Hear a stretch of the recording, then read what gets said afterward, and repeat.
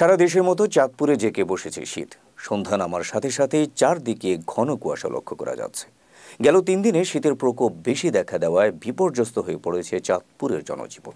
এ বিষয়ে বিস্তারিত জানাচ্ছেন চাঁদপুর জেলার প্রতিনিধি মোহাম্মদ সাখাওয়াত হোসেন মিন্টু। যে ঋতু বৈচিত্র্যের এই বাংলাদেশে আসলে পৌষ মাঘ এই 2 মাসকে শীতকাল ধরা হলেও কিন্তু অগ্রহায়ণের শুরু থেকেই শীতের প্রভাব লক্ষ্য করা যায়। তেমনি কিন্তু আসলে পদ্মা মেঘনার কোল ঘেঁষে এই চাঁদপুর জেলাতে অগ্রহায়ণে কিন্তু শীতের শুরুতেই কিন্তু আমরা গত 3 দিনে দেখতে পেয়েছি যে শীতের প্রভাবটা একটু বেশি পড়ছে, যার কারণে কিন্তু আসলে জনজীবন দুর্বিঘ্ন হয়ে উঠেছে।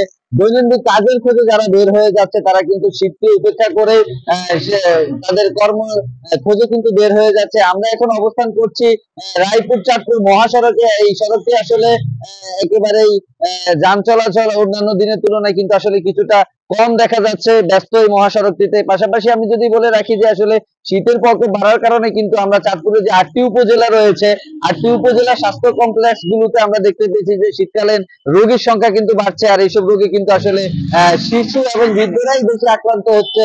পাশাপাশি কিন্তু ডাক্তাররা পরামর্শ দিচ্ছে ভিটামিন জাতীয় খাবার এবং শীতের যে পোশাক রয়েছে তা পরিধান করার জন্য।